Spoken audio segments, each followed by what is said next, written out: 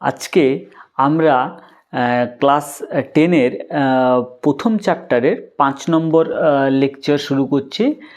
সেটা হচ্ছে কি প্রাণীদের সাড়া প্রদান ও রাসায়নিক সমন্বয়। আগের ক্লাস পর্যন্ত আমরা উদ্ভিদ হরমোন শেষ করেছি।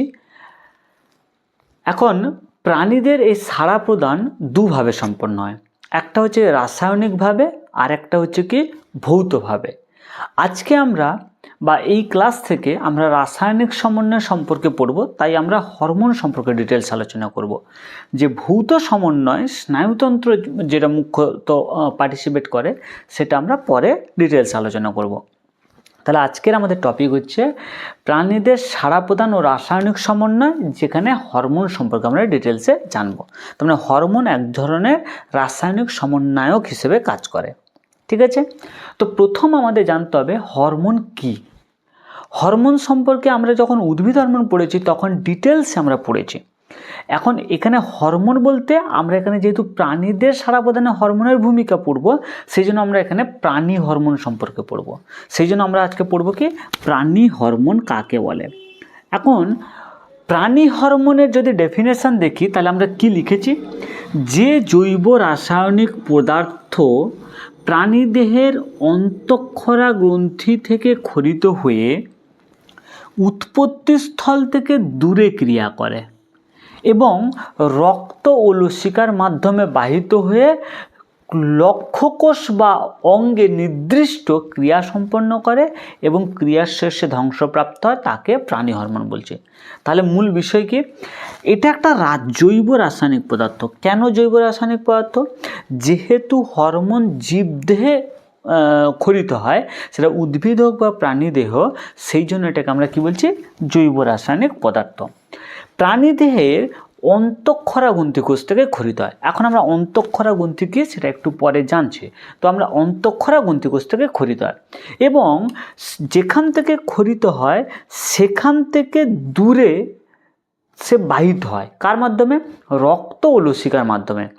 এবং দূরে বাহিত হয়ে নির্দিষ্ট লক্ষ্য অঙ্গ বা যেটা হচ্ছে কি আমরা টার্গেট অঙ্গ বলি বা টার্গেট সেল বলি, তার উপর ক্রিয়া করে এবং ক্রিয়া শেষে আলটিমেটলি ধ্বংস হয়। ঠিক আছে না, ক্রিয়ার শেষে তাহলে হরমোনের কার্যকারিতা ধ্বংস হয়, তাকে আমরা প্রাণী হরমোন বলছি। এটা আমরা হরমোনের ডেফিনেশন অলরেডি আগে আমরা ক্লাসে পড়েছি, শুধুমাত্র আজকে যেহেতু প্রাণী হরমোন শুরু করছে সেই জন্য জাস্ট একটা ডেফিনেশন আমরা আলোচনা করলাম। এখন এখানে মূল বিষয় কি রয়েছে, অন্তঃক্ষরা গ্রন্থি। তাহলে এই যে অন্তঃক্ষরা গ্রন্থি কি সেটা আমরা জানব। তার আগে আমাদের জানতে হবে গ্রন্থি কাকে বলে। গ্রন্থি হচ্ছে কোষগুচ্ছ যেখান থেকে কোনো পদার্থ ক্ষরিত হয়। তাহলে কোনো কোষগুচ্ছ যেখান থেকে কোনো পদার্থ ক্ষরিত হয় তাকেই আমরা গ্রন্থি বলি। ঠিক আছে, বা গ্ল্যান্ড বলি। গ্রন্থি বা কি বলছি তাকে আমরা গ্ল্যান্ড। এখন গ্ল্যান্ড বা গ্রন্থি তিন রকমের হয়। কি কি? প্রথমে রয়েছে দেখো অন্তঃক্ষরা গ্রন্থি, তারপরে রয়েছে বহিঃক্ষরা গ্রন্থি, তারপরে রয়েছে মিশ্র গ্রন্থি। প্রথম হচ্ছে কি অন্তঃক্ষরা গ্রন্থি কাকে বলে না, যে গ্রন্থির ক্ষরণ ক্রিয়া সরাসরি রক্তে মিশে যায়। ঠিক আছে, মানে যার কোনো পদার্থ বহনের জন্য কোনো নালী নেই, তাকে বলছি কি অন্তঃক্ষরা গ্রন্থি। দেখো অন্তঃক্ষরা গ্রন্থির আর একটার নাম অনাল গ্রন্থি। কেন অনাল? কারণ নালী নেই এর, অনাল, নালী নেই যার। তাহলে যদি তার নালী না থাকে, তাহলে যদি আমরা একটা পিটুইটারি গ্রন্থির ছবি আঁকি, এটা একটা পিটুইটারি, তাহলে পিটুইটারি থেকে যে পদার্থ ক্ষরিত হবে তার তো নালী নেই, তাহলে সে কী হবে, সরাসরি রক্তে মিশে যাবে। ঠিক আছে নয়? তাহলে কি বুঝলাম অন্তঃক্ষরা গ্রন্থি কাকে বলে? যে গ্রন্থির ক্ষরণ ক্রিয়া সরাসরি রক্তে মিশে যায়। কেন? তার নালী নেই বলে, সেই জন্য তাকে বলছে কি অন্তঃক্ষরা গ্রন্থি। অন্তঃক্ষরা গ্রন্থির উদাহরণ কি হতে পারে? পিটুইটারি হতে পারে, থাইরয়েড হতে পারে, আমাদের অ্যাড্রিনাল গ্রন্থি হতে পারে। তো এগুলো সব হচ্ছে কি অন্তঃক্ষরা গ্রন্থি। এবার আসছে বহিঃক্ষরা গ্রন্থি। বহিঃক্ষরা গ্রন্থির আর একটা নাম হচ্ছে কি স্বনাল। স্বনাল কেন না, এর নালী আছে। ঠিক আছে, অন্তঃক্ষরা গ্রন্থির কী নাম ছিল? অনাল, আর এর নাম কি? স্বনাল। তাহলে স্বনাল গ্রন্থি বা বহিঃক্ষরা গ্রন্থি কাকে বলে? না যে গ্রন্থির ক্ষরণ ক্রিয়া সরাসরি রক্তে না মিশে কোনো নালী পথে বাহিত হয় তখন তাকে আমরা বলবো কি? বহিঃক্ষরা গ্রন্থি। একটা এক্সাম্পল আমরা যদি বলি ঘর্মগ্রন্থি, তাহলে এইটা যদি একটা ঘর্মগ্রন্থি হয় তাহলে ঘর্মগ্রন্থির যে পদার্থ ঘাম সেটা কি হচ্ছে? নালী পথে বাহিত হয়ে কি হয়? স্কিনের বাইরে উন্মুক্ত হয়। ঠিক আছে না? বা আমি যদি আরও একটা এক্সাম্পল দিই, লালা গ্রন্থি। আমাদের যে লালা গ্রন্থি রয়েছে তোমরা জানো সবাই, আমাদের যে স্যালাইভারি গ্ল্যান্ড রয়েছে সেই লালা হচ্ছে কি নালী পথে বাহিত হয়ে আমাদের হচ্ছে কি মুখবিবরে উন্মুক্ত হয়। তো সুতরাং লালা গ্রন্থি, ঘর্মগ্রন্থি এগুলো সব বহিঃক্ষরা গ্রন্থি। কেন না? এদের নির্দিষ্ট নালী রয়েছে, তাই এদেরকে বহিঃক্ষরা গ্রন্থি বলছে। ঠিক আছে, নেক্সট লাস্ট হচ্ছে কি মিশ্র গ্রন্থি, বা যেটাকে আমরা মিক্সড গ্রন্থি বলছি। মিক্সড গ্রন্থি কেন? মিক্সড গ্রন্থি কেন না যে গ্রন্থি অন্তঃক্ষরা ও বহিঃক্ষরা উভয় গ্রন্থি হিসেবে কাজ করে। একটা এক্সাম্পল যদি আমরা বলি, আমরা অগ্নাশয়ের যদি ছবি আঁকি তাহলে তোমরা জানো সবাই আমাদের অগ্নাশয় হচ্ছে কোথায় রয়েছে। আমরা যদি এটা জাস্ট মুখবিবর আঁকি তাহলে তোমরা জানো সবাই এইটা হচ্ছে কি আমাদের ইসোফেগাস, তারপরে হচ্ছে কি এটা হচ্ছে কি পাকস্থলী, তারপরে হচ্ছে কি আমাদের এটা অন্ত্র। ঠিক আছে না? অন্ত্র। এখন এই যে ক্ষুদ্রান্তের যে ডিওডিনাম অংশ, এই ডিওডিনাম অংশে একটা পাতার মতো গ্রন্থি বর্তমান, যেটাকে আমরা অ্যাকচুয়ালি কী বলি? অগ্নাশয় গ্রন্থি। কী বলি আমরা সেটাকে? অগ্নাশয় গ্রন্থি। এখন এই যে অগ্নাশয় গ্রন্থি আমি যেটা আঁকলাম, এই অগ্নাশয় গ্রন্থির দুটো অংশ রয়েছে। কি কি অংশ রয়েছে? অন্তঃক্ষরা অংশ আর বহিঃক্ষরা অংশ। ঠিক আছে, অন্তঃক্ষরা অংশ রয়েছে আর বহিঃক্ষরা অংশ রয়েছে। এখন অন্তঃক্ষরা অংশ সেটাকে আমরা বলি কি আইলেটস অফ ল্যাঙ্গারেন্স। আমি কাল্পনিকভাবে ধরছি যে এইটা একটা, এই যে অংশটা এইটা হচ্ছে কি আইলেটস অফ ল্যাঙ্গারেন্স। ঠিক আছে, আইলেটস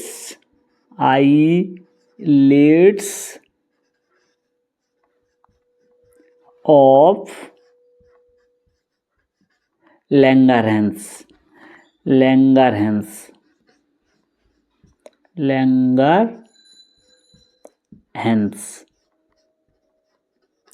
এখন এই যে আইলেটস অফ ল্যাঙ্গারেন্স অগ্নাশয়ের অ্যাকচুয়ালি অন্তঃক্ষরা অংশ। এই আইলেটস অফ ল্যাঙ্গারেন্সে তিন ধরনের বিশেষ কোষ থাকে। কি কি কোষ থাকে? আলফা কোষ থাকে,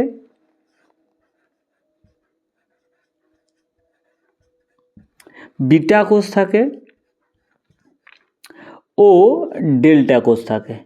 এখন এই আলফা, বিটা, ডেল্টা এই যে কোষ, এগুলো থেকে নির্দিষ্ট ধরনের হরমোন খরিত হয়। যেরকম বিটা কোষ থেকে আমরা জানি ইনসুলিন খরিত হয়, আলফা কোষ থেকে গ্লুকাগন, আর ডেল্টা কোষ থেকে সোমাটোস্ট্যাটিন খরিত হয়। এই যে আইলেটস অফ ল্যাঙ্গারেন্সের যে খরিত অংশ, এগুলো কিন্তু সরাসরি রক্তে মিশে যায়। কোথায় মিশে যায়? সরাসরি রক্তে মিশে যায়।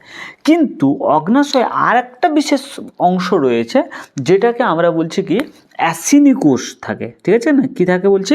অ্যাসিনি কোষ। তাহলে অগ্নাশয়ের যে বিশেষ অংশ আর একটা বলছি অ্যাসিনি কোষ। এই অ্যাসিনি কোষটা অ্যাকচুয়ালি অ্যাসিনি কোষ। ঠিক আছে, এই অ্যাসিনি কোষ অংশ এটা কিন্তু বহিঃক্ষরা হিসেবে কাজ করে। কেন না? অ্যাসিনি কোষ থেকে যে প্যানক্রিয়াটিক জুস খরিত হয়, সেই প্যানক্রিয়াটিক জুস বা যেটা অগ্নাশয় রস বলি, সেটা হচ্ছে কি অগ্নাশয়ের যে নালী, যেটাকে আমরা ডাক্ট অফ উইরসাং বলি, তার মধ্য দিয়ে এসে কোথায় চলে আসে? ডিওডিনাম অংশে চলে আসে।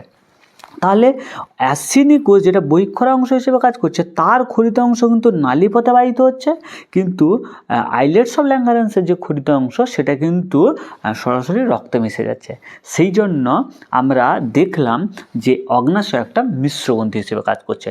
একই রকমভাবে আমাদের যে শুক্রাশয় রয়েছে সেটাও একটা মিশ্রগ্রন্থি হিসেবে কাজ করে। কেননা শুক্রাশয়ের বহিঃক্ষরা অংশ থেকে আমরা দেখি স্পার্ম রিলিজ হয়, আর অন্তঃক্ষরা অংশ থেকে হরমোন রিলিজ হয়। একই রকমভাবে ডিম্বাশয়ের ক্ষেত্রেও বহিঃক্ষরা অংশ থেকে আমরা দেখতে পাবো ওভাম রিলিজ হচ্ছে, আর তো যেটা হচ্ছে কি আমাদের অন্তঃক্ষরা অংশ থেকে হরমোন খরিত হচ্ছে। তো এই জন্য আমরা শুক্রাশয় এবং ডিম্বাশয়কেও আমরা মিশ্রগ্রন্থির আন্ডারে ফেলি। এবারে যেটা আসছে যে প্রাণী হরমোনের বৈশিষ্ট্য, প্রাণী হরমোনের এবারে আমরা চলে আসছি বৈশিষ্ট্য। তাহলে আমরা এই পার্টটা পড়ে নিয়েছি, এবারে পড়বো আমরা কি বৈশিষ্ট্য। দেখো বৈশিষ্ট্য কি হচ্ছে না, প্রাণী হরমোনের যদি আমরা বৈশিষ্ট্য দেখি, প্রাণী হরমোন অন্তঃক্ষরা গ্রন্থিকোষ থেকে ক্ষরিত হয়, অন্তঃক্ষরা গ্রন্থি থেকে ক্ষরিত হয়। তার মানে এর উৎস কী হবে? অন্তঃক্ষরা গ্রন্থি। আমরা যদি উদ্ভিদ হরমোনের কথা বলি, সেখানে আমরা যে উৎস পড়েছিলাম সেখানে আমরা বলেছিলাম ভাজক কলার কোষ। এখন উদ্ভিদের ক্ষেত্রে অন্তঃক্ষরা গ্রন্থি থাকে না, তাই সেখানে ভাজক কলার কোষ থেকেই হরমোন ক্ষরিত হচ্ছিল। আর প্রাণীদের ক্ষেত্রে অন্তঃক্ষরা গ্রন্থি থেকেই হরমোনটা ক্ষরিত হয়। 2 নম্বর পয়েন্ট কী হচ্ছে? রাসায়নিক প্রকৃতি, মানে এটা কী ধরনের হয়, যে হরমোনগুলো উৎপন্ন হচ্ছে প্রাণীদেহে সেগুলো কী ধরনের হয়। সেটা প্রোটিন ধর্মী হতে পারে। একটা প্রোটিন ধর্মী যদি আমি নাম বলি, তাহলে এটা আমরা লিখতে পারি ইনসুলিন। প্রোটিন ধর্মীর একটা হরমোনের নাম লিখতে পারি ইনসুলিন, ঠিক আছে কি নয়? বা পেপটাইড ধর্মী হতে পারে। পেপটাইড ধর্মীর একটা উদাহরণ আমরা লিখতে পারি হচ্ছে ACTH, অ্যাডিনোকর্টিকোট্রপিক হরমোন, ঠিক আছে না, এটা লিখতে পারি। আবার স্টেরয়েড ধর্মীর কিছু হয়, যেরকম আমরা লিখতে পারি প্রোজেস্টেরন, ইস্ট্রোজেন, ঠিক আছে। আমি একটা লিখছি যেরকম ইস্ট্রোজেন, ঠিক আছে, বা প্রোজেস্টেরন, এগুলো সব স্টেরয়েড ধর্মী হরমোন হয়। তাহলে এদের রাসায়নিক প্রকৃতিটা ভিন্ন ধর্মী হতে পারে। নেক্সট হচ্ছে কি, পরের পয়েন্ট দেখো, যেটা আমরা বলেছি যে হরমোন ক্ষরিত হওয়ার পরে রক্ত ও লসিকার মাধ্যমে বাহিত হয়, সেটা আমরা ডেফিনেশনে বুঝিয়েছি। নেক্সট পয়েন্ট হচ্ছে কি, হরমোন বার্তা বহন করে, তাইকে রাসায়নিক বার্তা বাহক বলে। কেন না, হরমোন যে গ্রন্থি থেকে ক্ষরিত হয়, ধরা যাক আমরা যদি একটা উদাহরণ দিয়ে বলি যে এটা একটা পিটুইটারি ধরা যাক। এখন পিটুইটারি থেকে ধরা যাক একটা হরমোন ক্ষরিত হচ্ছে TSH, ঠিক আছে। এখন পিটুইটারি থেকে ক্ষরিত এই TSH হরমোন থাইরয়েড গ্রন্থির উপরে গিয়ে কাজ করে, এই TSH হরমোন থাইরয়েড গ্রন্থির উপরে গিয়ে যখন কাজ করে, তখন ওই TSH এর উপস্থিতিতে থাইরয়েড গ্রন্থি তখন কি করে? থাইরক্সিন ক্ষরণ করে। তার মানে থাইরক্সিন ক্ষরণটা আমরা যদি বলি, তাহলে থাইরক্সিনের ক্ষরণটা TSH এর উপর ডিপেন্ডেন্ট, আর TSH এর ক্ষরণটা পিটুইটারির উপর ডিপেন্ডেন্ট। তার মানে আমাদের রক্তে যদি থাইরক্সিনের মাত্রা কমে যায়, তাহলে পিটুইটারিকে TSH ক্ষরণ করতে হবে, আর TSH তখন থাইরয়েড গ্রন্থি থেকে থাইরক্সিন ক্ষরণ বাড়াবে।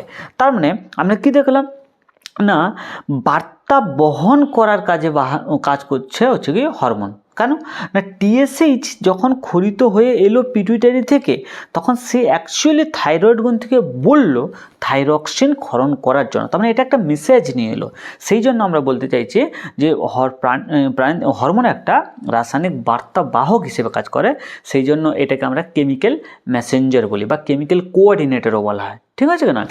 আচ্ছা, নেক্সট পয়েন্ট হচ্ছে কি, হরমোন ক্রিয়া শেষে ধ্বংসপ্রাপ্ত হয়। প্রত্যেকটা হরমোন তার কার্য সম্পন্ন করার পরে সেটা ধ্বংসপ্রাপ্ত হয়। লাস্ট পয়েন্ট যেটা হচ্ছে কি, হরমোন ফিডব্যাক নিয়ন্ত্রণ করে। ফিডব্যাক নিয়ন্ত্রণ কাকে বলে? আমরা যেরকম কোনো জিনিস যেরকম আমরা কিনলে তার মানে কোনো কোম্পানি সেই জিনিসের এগেনস্টে ফিডব্যাক চায়। আমরা সবাই যখন অনলাইন শপিং করি, তখন হচ্ছে কি যেখান থেকে শপিং করলাম তারা একটা কী চায়? ফিডব্যাক চায়। তাহলে ফিডব্যাক হচ্ছে কি, তুমি কোনো জিনিস নিয়েছো, এবার সেটাকে তোমার রিপ্লাই দিতে হবে, তাই না? সেটা হচ্ছে কি ফিডব্যাক। তো তাহলে ফিডব্যাক নিয়ন্ত্রণ হিসেবে কাজ করে হরমোন। তো কীভাবে করে সেটা একটা এক্সাম্পল দিয়ে আমি এখানে দেখিয়েছি, দেখা যাক।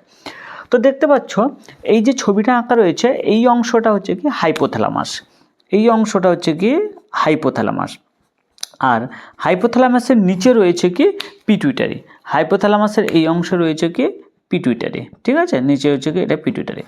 এখন হাইপোথ্যালামাস থেকে একটা হরমোন ক্ষরিত হয়, তার নাম হচ্ছে কি TRH, thyrotropin releasing hormone. Hypothalamus থেকে ক্ষরিত TRH কার উপরে কাজ করে? পিটুইটারির উপরে কাজ করে। তাহলে পিটুইটারির উপরে যখন TRH এসে ক্রিয়া করে, তখন পিটুইটারি তাহলে কী করবে? রেসপন্স করবে, কারণ এই যেহেতু একটা কোনো কাজ করেছে, তাহলে এর এগেনস্টে ও রেসপন্স করবে। সে রেসপন্স হিসেবে কী করে? TSH ক্ষরণ করে, ঠিক আছে। তাহলে কী করে? TSH ক্ষরণ বাড়িয়ে দেয়। মানে যেহেতু টিআরএইচ সিক্রেশন হয়েছে তাহলে পিটুইটারি তখন কি করবে, টিএসএইচ এর ক্ষরণ কী হবে, বাড়িয়ে দেবে। পরিষ্কার। টিএসএইচ তখন কি করে না থাইরয়েড গ্রন্থিকে গিয়ে উদ্দীপিত করে। কি করে, থাইরয়েড গ্রন্থিকে উদ্দীপিত করে। যখন থাইরয়েড গ্রন্থিকে উদ্দীপিত করে তখন থাইরয়েড গ্রন্থি সেই টিএসএইচ এর উপস্থিতিতে কি করে, তার যে ক্রিয়া সে সম্পন্ন করে। কি সম্পন্ন করে, সে থাইরক্সিনের ক্ষরণ বাড়িয়ে দেয়।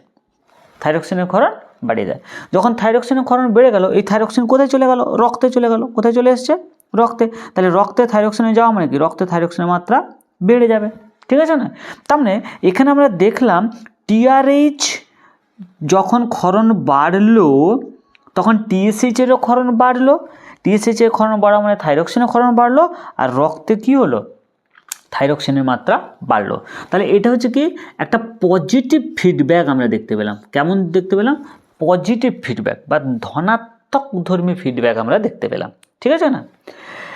একই রকম এদিকে যদি আমরা দেখি কি হয়েছে না, হাইপোথ্যালামাস থেকে টিআরএইচ ক্ষরণ হয়ে পিটুইটারি থেকে টিএসএইচ ক্ষরণ হওয়ার কথা।